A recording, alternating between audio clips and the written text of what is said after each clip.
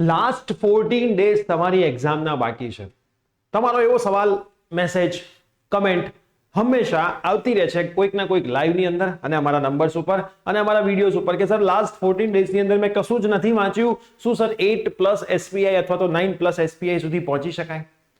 તો હું તમને એવું કહીશ કે પહોંચી પણ શકાય અને ના પણ પહોંચી શકાય. ઘણી બધી એવી વસ્તુઓ છે જે તમે આ 14 ડેઝની અંદર તમે કરશો તો તમે પહોંચી પણ શકશો અને નહીં કરો તો તમને ફેલ થતા પણ કોઈ નહીં રોકી શકે. આજનો આ વિડીયો તમને ઘણી બધી એવી વસ્તુઓ નથી ખબર જે હું તમને કહેવા માટે આવી રહ્યો છું અને 14 ડેઝની અંદર તમે ઘણું બધું કરી શકો છો. એક દિવસ કદાચ બાકી હોત ને તો હું આ વિડીયો ના બનાવત, પણ 14 થી 12 થી 14 ડેઝ બાકી હોય ત્યારે હું આ વિડીયો બનાવી રહ્યો છું. હજી તમે જો આ વિડીયોને પરફેક્ટ ફોલો કરશો તો એક સારા રિઝલ્ટ સુધી પહોંચી શકશો. વસ્તુ અઘરી છે પણ અશક્ય નથી. ફરીથી કહું છું, વસ્તુ અઘરી 100% છે પણ અશક્ય નથી. કેમ કે જ્યારે ક્યાંક જગ્યાએ આપણે જીતવા માટે નીકળ્યા હોઈએ તો એ આસાન ના હોય, વચ્ચે તકલીફો પણ આવે, હિંમત પણ હારી જવાય અને એમાં પાછી આવી કડકડતી ઠંડી. તો તકલીફો તો આવવાની જ છે પણ એની સામે જો સામનો કરશો તો આવનારી જેટલી પણ એક્ઝામ હશે એમાં એ કોન્ફિડન્સ સાથે તમે જશો કે મેં ફર્સ્ટ સેમિસ્ટરની અંદર 14 દિવસમાં જો આટલા SPI લાવી શક્યો હોય તો મારી પાસે તો હવે 4 મહિના છે. તો એ 4 મહિનામાં હું કેટલા SPI લાવી શકું છું? તો યસ દોસ્તો, મારું નામ છે પ્રિયેશ પટેલ. આપ સર્વેનું ખૂબ ખૂબ હાર્દિક સ્વાગત છે પ્રિયેશ સર વિદ્યાપીઠ પ્લેટફોર્મની ઉપર. નેક્સ્ટ આવનારી 5 થી 7 મિનિટ બધું જ ભૂલી જાઓ અને ફોકસ કરો આ વિડીયોની ઉપર. હું જેટલી પણ વાતો કહું છું એના ઉપર તમે ફોકસ કરજો. મેં એક લિસ્ટ બનાવ્યું છે, લિસ્ટને તમારે ફોલો કરવાનું છે. સૌથી પહેલું તમારું સૌથી મોટું ડિસ્ટ્રેક્શન છે એને તમારે છોડવાનું છે આવનારા 15 દિવસમાં.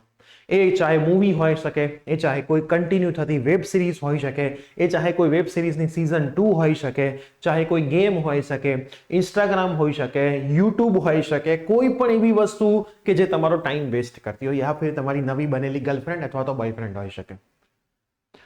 તમારે એને છોડવાનું છે. બહુ અઘરી વસ્તુ છે એ. હું શરૂઆતમાં એટલા માટે એડ કરી રહ્યો છું કે અઘરી વસ્તુને છોડશો તો મેં જ્યાં પાછળ લખ્યું છે બધું કરી શકશો, નહીતર નહીં થઈ શકે. છોડવાનું એટલે હું તમને એવું પણ નહીં કહું કે અડધી કલાક પણ તમે કરી શકશો. હા, તમારા બોયફ્રેન્ડ કે ગર્લફ્રેન્ડ હોય તો 15 મિનિટ વાત કરવાની અહીંયા છૂટ. બાકી એક પણ વસ્તુ એવી નથી કે જે તમને છોડીને જતી રહે. આમ તો એ ના છોડીને જવા જોઈએ, પણ આ મેં તમને ખાલી એક એક્ઝામ્પલ આપ્યું તો એ તમને 15 થી 20 મિનિટ વાતો કરવાની છૂટ. બાકી એકય વસ્તુ જે હું પહેલા બોલ્યો એ બધી તમારે છોડી દેવાની. તમારે કમેન્ટ બી કરીને જવાનું છે.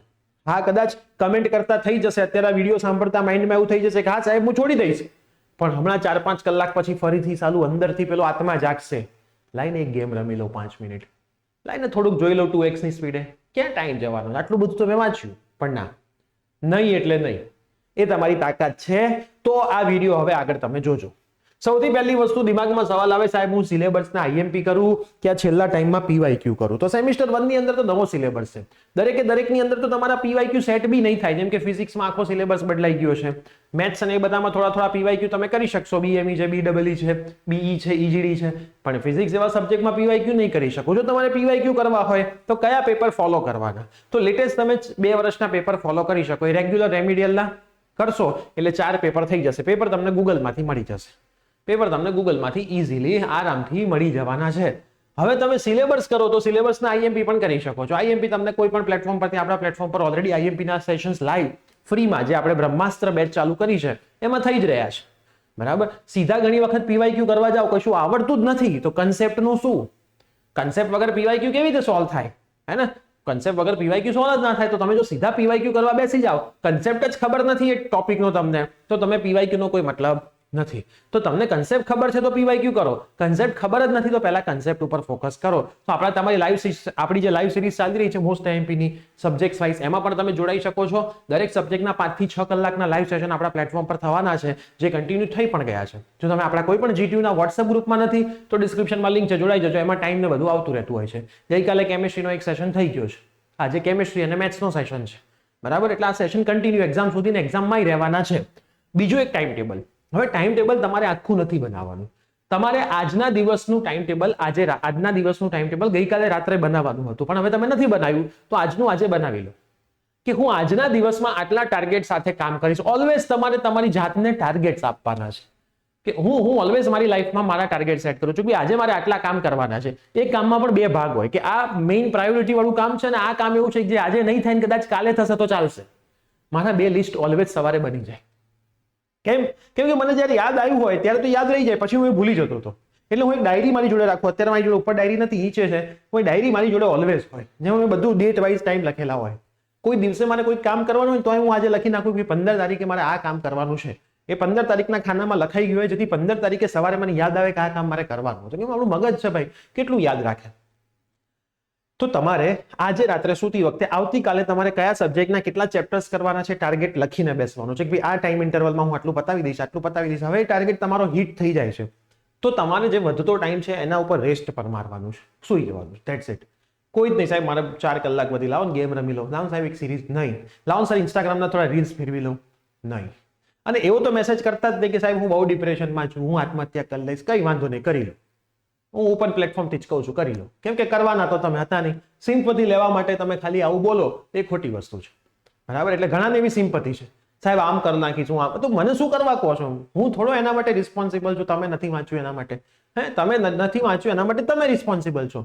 કાલે ઉઠીને તમે કંઈક મોટો કાંડ કરી આવો તો એના માટે અમે થોડા રિસ્પોન્સિબલ હોઈએ. તો તમે નથી વાંચ્યું તો એ તમારી ભૂલ છે. હવે તમારે વાંચવાનું ચાલુ કરવું જોઈએ. જગ્યાએ તમે આવા મેસેજ કરો, સાહેબ મારી જોડે વાત કરો, નહીં તો હું આમ કરે. પણ તો હવે વાંચવાનું ચાલુ કર. મારી જોડે સાહેબ વાત કરશે તો સાહેબ એવું જ કહેશે કે બેટા હવે જેટલો ટાઈમ છે એમાં તું વાંચવા માંડ. પણ આપણે એ નથી કરવું. આપણે તો ખાલી મજા લેવી છે. સાહેબ હું આ વખતે એક્ઝામ ના આપું તો મારું શું થાય? કશું ના થાય. પેલ લખાઈ ના થાય, કશું કોઈનું નહીં. થોડા પંખે લટકાવે યુનિવર્સિટી વાળા, ના લટકાવે. પણ સિન્સિયર બનવાની એ જરૂર તમારે છે. નાના છોકરાઓ હવે તમે નથી, એન્જિનિયરિંગમાં આવી ગયા છો. પ્રેમ કરવાનો હતો ત્યારે તો તમે પ્રિયેશ સાહેબને પૂછ્યું નહીં કે સાહેબ હું પ્રેમ કરું, સારી વસ્તુ છે કે નહીં. વાંચવાનું ચાલુ નહીં કર્યું, એમાં પ્રિયેશ સાહેબને કરવા પૂછવાનું, તો સારી વસ્તુ છે. વાંચવું તો તમારે જોઈએ, એ તો તમારે કરવું જ જોઈએ. તો ટાઈમ ટેબલ તમારે કમ્પલસરી રોજનું રોજ બનાવવું પડશે. અને એ ટાઈમ ટેબલ પરફેક્ટ બનાવવું પડશે ને એને ફોલો કરવું પડશે. બનાવવા ખાતર નહીં કે ભાઈ બનાવ્યું, જોયું, ખુશ થયા, મજા આવી, એવી મજા લેવા માટે નહીં, એને ફોલો કરવા માટે. તો રેગ્યુલર દિવસનું તમારું ટાઈમ ટેબલ અહીંયા હોવું જોઈએ અને જોઈએ છે. એના પછી છે હોલિડે. હારી રજાઓ નથી પેપર વચ્ચે બહુ. તમારું ટાઈમ ટેબલ એવું સેટ હોય કે તમારે તો 6 પેપર ભેગા આવતા હોય. તો તમારે બહુ મોટી ગેમ ખેલવાની છે. હું જ્યારે બીઈમાં હતો ત્યારે મારે રજાઓ આવતી પેપરો વચ્ચે. માસ્ટર ડિગ્રી કર્યું, નો રજાઓ. સોમવારે પેપર ચાલુ થાય ને શુક્રવાર પૂરું થાય. એ વખતે મને ખબર પડી કે પેપર વચ્ચે રજા ના હોય તો વધુમાં વધુ તકલીફ શું પડી શકે. જો તમે તમારી નોટ્સ નથી બનાવી તો વાંચવામાં તકલીફ પડી શકે. જો તમને લખવાની પ્રેક્ટિસ નથી તો સાલો હાથ દુખી શકે. મને હજી યાદ છે મારા એ દિવસો કે જ્યારે હું ઘરે આવીને આ હાથને પાણીમાં, ગરમ પાણીમાં બોળતો. કેમ કે એટલો પેલો થઈ ગયો હોય, દુખી ગયો હોય, લખીને શિયાળામાં પેપર હોય એટલે તમને તો ખબર છે હાથ ના પાડે. અને મારી ટીવી બી હું આખું પેપર એટેમ્પ કરવામાં માનું અને ક્લાસમાં સૌથી વધારે સપ્લિમેન્ટરી ભરવામાં હું માનતો. બીએડની અંદર, એમએડની અંદર સેમ સિચ્યુએશન. બીએડમાં તો ચલો હજી સારું હતું કે શનિવારે પેપર ચાલુ થતા, એક રવિવારની રજા મળતી, બીજા 4 પેપર કન્ટિન્યુઅસ આવતા, પણ એક રજા તો મળતી. 5 પેપર હોય. એમએડમાં કન્ટિન્યુઅસ પેપર આવતા. તો કન્ટિન્યુઅસ એમણે પેપર છે, એમણે થોડુંક ત્યાં ધ્યાન રાખવું પડશે. શિયાળાની મોસમ છે, શરદી ના થઈ જાય, તકલીફ ના થઈ જાય, તાવ ના આવી જાય, કાનમાં દુખાવા, બધું થઈ શકે. કેમ કે ઓફલાઈન ભણાવીએ છીએ, અમને ખબર છે કે અમારા સ્ટુડન્ટને આ બધી વસ્તુ અત્યારે થઈ રહી હોય તો તમે એમાંથી બાકાત છો જ નહીં. તો આ વસ્તુનું તમારે ધ્યાન રાખવાનું છે કે ભાઈ રજાઓ બહુ ઓછી છે તો થોડુંક મેનેજમેન્ટ એ પ્રમાણે કરવું પડશે. સ્લીપ અને ફૂડ, પ્રોપર સ્લીપ લેવાનું રાખો, સુવાનું રાખો. બપોરે બને ત્યાં સુધી સુવાનું ટાળો. રાતનો યુઝ કરો પરફેક્ટ, જેમાં તમને સરખી ઊંઘ આવે. બહારનું ખાવાનું બંધ કરો, ઘરનું સરસ મજાનું ખાવાનું 3 ટાઈમ રાખો, સવારે નાસ્તો, બપોરે અને રાત્રે. આખો દિવસ ઠોક ના કરો. વાંચવા બેન ક્યાંય ચાલુ મમરા નાખ્યા, બિસ્કીટો નાખે, ચા નાખ, એવું નહીં. બરાબર. તમારી ફૂડ પણ તમારા માઇન્ડ ઉપર ઘણો બધો અસર કરે છે. તો સારું ખાવાનું રાખો અને પ્રોપર ટાઈમે જ ખાઓ, એને ટાઈમને હલાવો નહીં. બરાબર. સવારે 10:30 નો પેપર છે, નાસ્તો કરવાની ટેવ પાડો જેથી પેપરમાં તમને ભૂખ ના લાગે. આઈને ખાવા બેસો તો ઊંઘ ના આવે, કેમ કે પાછું બીજા દિવસે પેપર હશે. તો આ વસ્તુનું પણ તમારે અહીંયા ધ્યાન રાખવાનું છે. તમે આજે ફર્સ્ટ યરમાં આવ્યા છો અને પહેલી એક્ઝામ આપવાના છો અને તમારું રિઝલ્ટ સારું આવશે તો સૌથી વધારે ખુશ કોણ થશે? તમારા પેરેન્ટ્સ. યાર નહીં વાંચ્યું તો 14 દિવસ તો તમારા પેરેન્ટ્સ માટે એટલીસ્ટ વાંચી શકો ને. જે પેરેન્ટ્સે તમને મોબાઈલ અપાયો ને આજ સુધી તમને ક્યારે એવું નહીં પૂછ્યું કે બેટા તું તારા મોબાઈલમાં શું કરે છે, એ પેરેન્ટ્સને શું કરવા તમે ખાલી જગ્યા બનાવો છો મોબાઈલમાં આલતુ ફાલતુ વસ્તુઓ કરીને, અને કદાચ બનાવી બી દીધા છે તો હવે 14 દિવસ માટે તો તમે એના પર કંટ્રોલ કરી શકો ને. દુનિયામાં કોઈ પણ ખરાબ વસ્તુ પર કંટ્રોલ કરવો જ અઘરી વસ્તુ છે, અને જો તમે કંટ્રોલ કરી લીધો તો આખી દુનિયા ઉપર કંટ્રોલ કરતા તમે શીખી જશો. એમનેમ તો યાર બધા લોકો મહાન નથી બનતા ને. એ લોકોએ ક્યારેક કોઈક જીવનમાં પોતાની વસ્તુઓ ઉપર કંટ્રોલ કર્યો છે, અને તમે નહીં કરો તો કશું જ નહીં થાય. યાદ રાખજો, જીવનમાં એ જ લોકો સફળ થયા છે જેમને એમની ખરાબ આદતો ઉપર કંટ્રોલ કરતા શીખી ગયા છે. તો આજે એ કંટ્રોલ કરવાનો છે. આજે તમારે તમારા પેરેન્ટ્સ માટે મહેનત કરવાની છે. જે સ્ટડી ટેબલ ઉપર તમે ભણો છો ત્યાં તમારા પેરેન્ટ્સના ફોટોગ્રાફ લગાવી દો. જે ટાઈમે તમને એક ખોટી આદત કરવાની ઈચ્છા થશે વેબ સિરીઝ ગેમિંગની, ત્યારે પેરેન્ટ્સની સામે જોજો કે એ હારા આખી દિવસ રાત મહેનત કરી રહ્યા છે કે તમને કોઈ તકલીફ ના પડે. મારો છોકરો એમ કે પપ્પા આ બુક જોઈએ છે, પપ્પા પ્રિયસર વિદ્યાપીઠનું સબસ્ક્રિપ્શન જોઈએ છે, પપ્પાએ કીધું બેટા વાંધો નહીં, 1 લાખ રૂપિયા હું કોલેજની ફીસ ભરીશ, 550 થી 600 રૂપિયા હું એક સબ્જેક્ટના પ્રિયસરને આપીશ. જો એ બાપ તમને રેડી થતો હોય, એ મમ્મી તમને રેડી થતી હોય કે બેટા તારે શું ખાવું છે, તું બોલ, તું આજે પરીક્ષા આપીને આવીશ, હું તને ખવડાવીશ, અને તમે જ્યારે માર્ક લાવો નહીં, તમે જ્યારે ફેલ થઈને આવો અને એમના સોલ્યુશન તમારા પેરેન્ટ્સ કાઢે, તો યાર તમે કોલેજમાં હતા લાયક જ નહીં. સ્કૂલ ઠીક છે, કોલેજમાં તો નથી. હવે ભૂલ થઈ ગઈ છે, ટાઈમ જતો રહ્યો છે તો ઠીક છે, પણ હવે આપણી પાસે ટાઈમ છે. હવે આપણી પાસે ટાઈમ છે આ વસ્તુ ઉપર ફોકસ કરવાનો, આ વસ્તુ પર ફોકસ કરવાનો અને પ્રોપર રિવિઝન. જો રિવિઝન પ્રોપર નહીં થાય તો આ બધી જ મહેનત પાણીમાં. કેમ કે પેપરમાં તો જ વસ્તુઓ યાદ આવે કે જો તમે રિવિઝન પ્રોપર કર્યું હોય. રિવિઝન માટે સિમ્પલ મેથડ છે કે તમે જે આખો દિવસ વાંચો છો, રાતની 2 થી 3 કલાક રિવિઝન માટે એ જ દિવસે આપી દો, જેથી તમારું રિવિઝન રોજનું રોજ થતું રહે. હવે રિવિઝનની બી ટેકનિક છે. તમારે આખા દિવસમાં માની લો 15 પ્રશ્નો કર્યા છે, તમને યાદ છે, તો એ ક્વેશ્ચનનું લિસ્ટ તમારી સામે રાખો, ક્વેશ્ચન જોઈને યાદ કરવાનો ટ્રાય કરો કે ભાઈ આમાં લખવાનું નથી, અત્યારે આપણી પાસે એટલો બધો ટાઈમ નથી દરેક વસ્તુ લખવાની. ફિગર હોય તો ફટાફટ રફમાં બનાવો, લખવાનો હવે સમય રહ્યો નથી. ડેરિવેશન હોય તો અલગ વાત છે કે રફમાં તમે લખો. હવે આપણી પાસે એટલો સમય નથી કે આપણે બધું લખવા જઈએ. તો રિવિઝન માટે તમે આંખો બંધ કરીને ક્વેશ્ચનના આન્સરો વિચારો, તમને બધા સ્ટેપ્સ યાદ આવી જાય છે. કોઈ સ્ટેપ્સ નથી યાદ આવતું તે પૂરતું તમે બુક જોઈ શકો, પણ રિવિઝન રોજનું રોજ કરજો. બીજા દિવસે જો એ જ સબ્જેક્ટ તમે ટાઈમ ટેબલમાં નાખ્યો હોય તો રિવિઝન કરતી વખતે આગલા દિવસનું કરી લેવાનું.